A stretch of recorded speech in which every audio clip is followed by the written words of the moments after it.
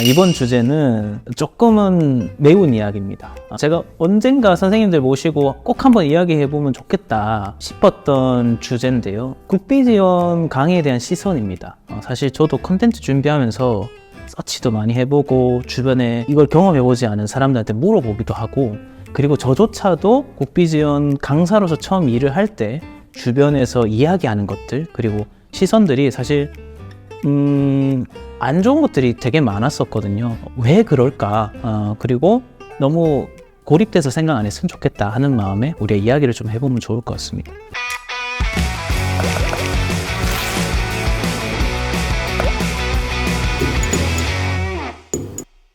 선생님은 처음에 어떻게 강사를 하게 되셨죠?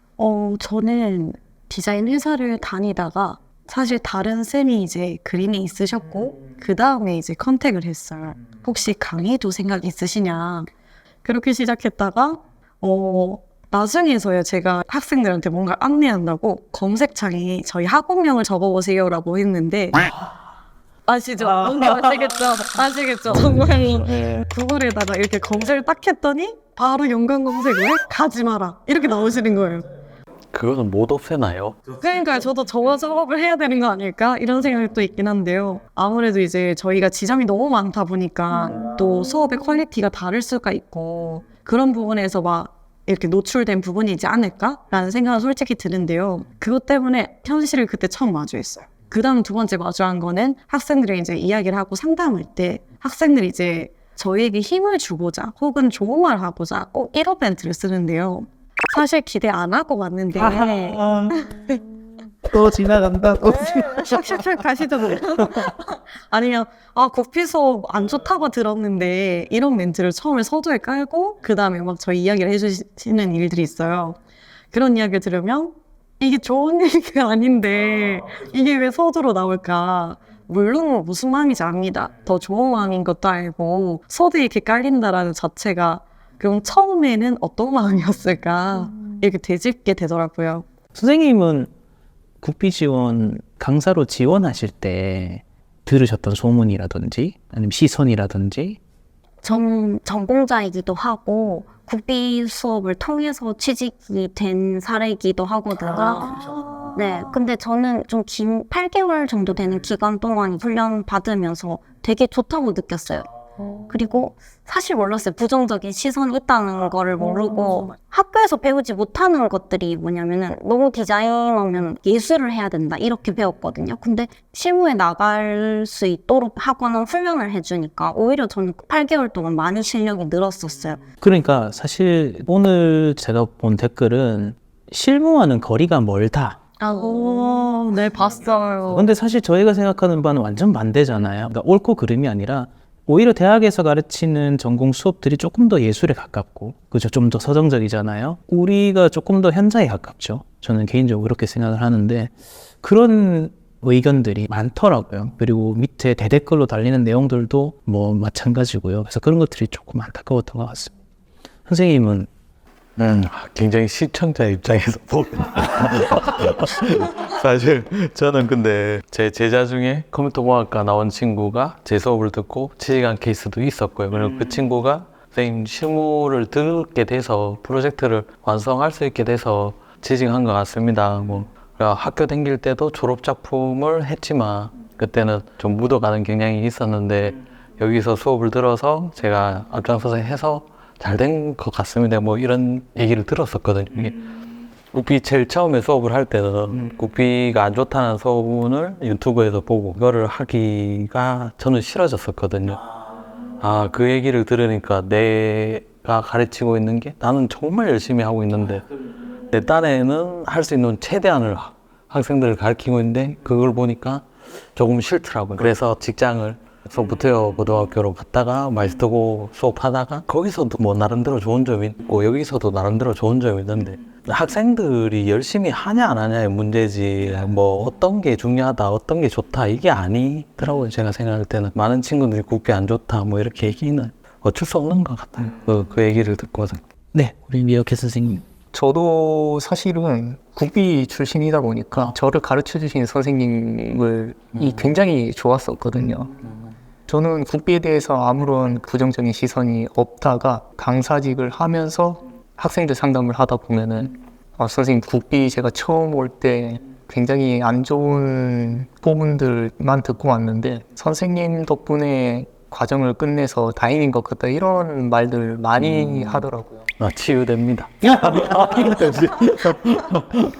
그때 이제 국비 시선이 정말 안 좋구나라는 걸 알게 됐는데 개인적으로는 조금 안타깝긴 해요. 그러한 소문 때문에 학생들이 쉽사리 결정을 못 내리는 것도 있을 것 같아서 한편으로는 안타깝기도 하고 한편으로는 그런 소문 덕분에 오히려 제가 더 빛날 수 있는 게 아닐까. 내가 열심히 노력해서 수업의 질을 높이면은 학생들은 자연스럽게 오지 않을까 그런 생각을 하면서 지금 강의하고 있습니다. 오늘 밤늦게 촬영하는데 저는 시청자 입장에서 치유받고 얘기 들어보고 그런 일이 있었다 그러면 그죠. 근데 저도 이렇게 교육의 뜻이 있었던 사람이 아니거든요. 코로나로 힘들 때 사실은 어쩔 수 없이 선택한 거였어요. 상업적 일이 완전히 차단된 상황이었으니까. 국비 지원 교육이 뭔지도 몰랐고요. 내가 와서 영상만 가르치면 되는 줄 알았지. 이렇게 수업을 하다 보니 영상 교육자들이 활동하는 커뮤니티가 있더라고요. 전반적으로 좀 내용들이 짧게 이야기하자면 좀 꿀빤다. 선생님 상처받으셨구나. 사실 저는 상처를 받을 정도로 경력을 쌓았던 그건 아니니까 사실은 크게 그런 건 아니었는데 그런 시선들이 좀 있더라고요. 정해진 커리큘럼 내에서 뭔가 제공하고 나서 뭐 쉰다든지 오로지 자습에만 좀 위주한다든지 뭐 그런 이야기들을 좀 하더라고요. 근데 오히려 반대잖아요. 오히려 더 많은 부담감을 가지고 학생들이 그렇게 느끼지 못하게끔 하기 위해서 철저하게 커리큘럼을 준비하고 그렇게 하는 부분이 더 많은데 그들이 이제 그렇게 이야기를 하고 있고 어쩌면 거기에 내용의 일부들이 외부로 조금 확증 편향이 되어서 좀 전파되는 부분들도 있지 않나 해서 조금 안타까운 생각이 좀 있었습니다. 우리의 실상들, 그러니까 우리가 지금 교육하고 있는 현장에서의 느낌은 사실 그렇지 않은데 왜 그럴까? 그리고 학생들이 그렇게 느끼지 않았으면 좋겠다 하는 이야기들을 조금 끝으로 우리 컨텐츠를 정리하면 좀 좋을 것 같은데 이게 이유가 뭘까? 시스템 내부적인 문제는 무엇이고 그리고 그 이외의 것들은 무엇일까 좀 이렇게 고민을 좀 해봤는데 일단 커뮤니티에 돌고 있는 내용들은 어떤 좋은 것들 중에 사실 좋지 않은 것들이 더 모나게 보이잖아요. 그래서 지금 드는 생각은 좋지 않은 아주 소수의 좋지 않은 교육들 때문에 발생하는 그런 확증 편향이 있을 수밖에 없다. 이런 걸 좀 인정할 필요가 있는 것 같고 기관들이 너무 많다 보니까 각 기관들별로 무리해서 검증되지 않은 강사를 쓰는 경우도 있는 것 같긴 하더라고요. 그런 것들이 한둘씩 쌓이다 보니까 아무래도 그렇게 소문이 퍼지게 되는 것 같은데 하지만 대부분의 강사분들은 절대 그렇지 않지 않습니까?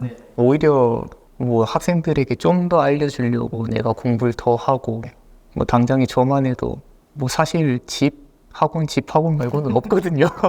집에 가서도 계속 공부를 하고 강의 준비하고 그때그때 기수마다 또 수준도 다르니까 중간중간에 커리큘럼 수정해서 이런 것도 항상 하기 때문에 너무 그런 소문들에 휘둘려서 불안함을 가지실 필요는 없지 않나라고 생각을 합니다.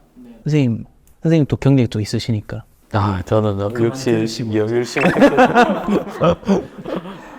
네, 저는 그냥 솔직히 말씀드려서 이제는 모든 걸 해탈하고 그냥 내일까 하자 열심히 그냥 뭐 제 할 거 하자 그냥 학생 가르치고 이 친구가 많이 배워서 일하러 가야 되겠구나 그냥 그것만 딱 생각하고 그냥 하려고 하는 편. 국비가 안 좋다 그냥 그런 얘기도 있구나 이렇게 생각하고 마는 거지 뭐 그냥 학생이 열심히 하면 다 잘 되더라 뭐 이렇게 생각하면서 방과 후에도 끊임없이 하는 투자잖아요. 근데 과연 제가 제약이 없는 통제가 없는 사설 학원에서 강의를 했다면 과연 이 정도의 학생을 대하는 좀 생길 수 있을까라고 생각해 보면 아닐 것 같다는 생각이 좀 들고요. 약간 어떤 느낌이냐면 사설 학원 선생님들도 당연히 열심히 해주시는 선생님들 많아요. 저도 이제 그분들의 강의를 참고해서 하는 부분들도 많았으니까. 그런데 약간 정규 교육 선생님, 세미 정규 교육 선생님 같은 마음이 좀 있는 것 같아요. 나라의 시스템 일부가 겹쳐져 있는 부분이 있잖아요. 그런 부분들을 좀 지켜야 된다라는 압박들, 그리고 그 압박들이 있기 때문에 우리가 또 할 수 있는 것들이 좀 있다고 보는데, 뭐 그런 시스템적인 부분들, 그다음에 교육의 질 모두 나쁘지 않으니까 꼭 와서 수업 듣고 취업도 성공적으로 좀 하시고, 학생들이 가지고 있는 국비 지원에 대한 상대적으로 좀 좋지 못한 시선들을 조금 걷어줬으면 하는 바람들, 저는 굉장히 좋은 기회라고 생각하거든요. 용기를 내서 와서 수업을 들어보면 좋지 않을까 하는 생각이 조금 들고요. 어떤 사회로 나가는 그 도약의 발판으로서 학원에서 수업을 들음으로써 시작해 보시면 좋지 않을까 이런 생각을 해봅니다. 누구보다 학생들의 어떤 안위를 걱정하고 미래가 잘 됐으면 하는 마음에 열심히 고군분투해 주시는 선생님 계시다는 걸 믿어 의심치 마시고요. 오늘 늦게까지 열심히 촬영해 주신 선생님들 너무 감사하고요. 기회가 된다면 다음에도 또 뵀으면 좋겠습니다. 자, 다들 오늘 고생하셨습니다.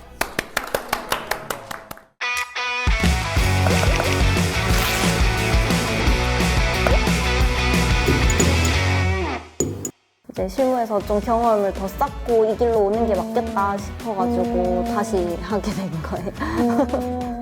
아, 예전에 경험이 한번 있으셨구나. 네, 도전을 해보고 시도해보고. 싶었는데 네. 너무 떨려서. 지금은 어떠세요? 지금은 이게 또 나이가 먹다 보니까 나이가 다시 어떻게 되시는데요? 올해 30. 아, 생각보다 많으시네. 근데 생각보다 나이대가 있으신 분들도 오셔서 이건 편집되나요? 우리 쌤을 지켜야 돼요. 우리 쌤을 그런 지켜야 거네. 돼요. 우리 또 네. PD님께서 편집 잘 해주실 겁니다. 감사합니다. 지금은 계시지 않는데 그때 팀장님께서 신신당부하셨던 게 학생들한테 반드시 존대 하시고 절대 비속어 쓰지 마시고 그런 걸 전혀 처음부터 그랬던 건 아니고, 처음에는 제가 그 학생이 질문하면 무릎 꿇고 답변을 했어요. 그렇죠. 이제 내가 낮춰줘야 되니까. 그래서 수업 끝나면 여기 하얗더라고요. 그때는 그랬어요. 저도 솔직히 근데 제일 처음에는 무릎도 꿇고 별짓 다 해봤는데 지금은 확실하게 딱 하나만 강조합니다. 우리 다른 거 하지 말고 다른 생각 하지 말고 공부 생각만 하고 가자. 6개월 동안만 해도